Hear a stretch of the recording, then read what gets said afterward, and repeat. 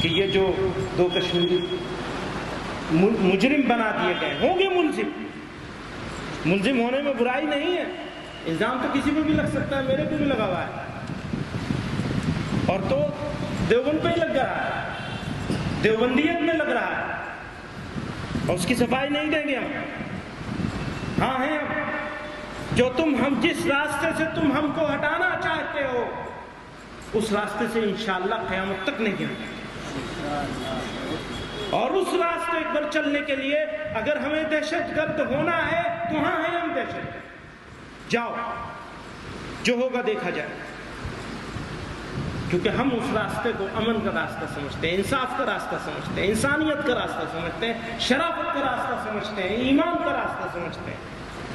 اور ہمیں یقین ہے کہ وہی راستہ اس ملک کو فلاح بہبودی کی طرف لے جائے گا۔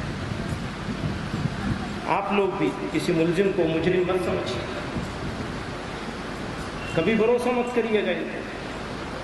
یہ جھوٹے ہیں، ان کا جھوٹ 1 مرتبہ نہیں 100 مرتبہ عدالتوں سے ثابت ہو چکا ہے، اس ملک کی عدالتوں سے ثابت ہو چکا ہے، وہی پریشانی ہے۔ انشاءاللہ وہ 2 جن کو مجرم بنا کر آج کی میڈیا میں پیش کیا جا رہا ہے، انشاءاللہ ان کے دفاع کی لڑائی ہم لوگ لڑیں گے، ان کے دفاع کی بھی لڑائی، ناانصافی نہیں چلے گی، کسی قیمت پر نہیں چلے گی۔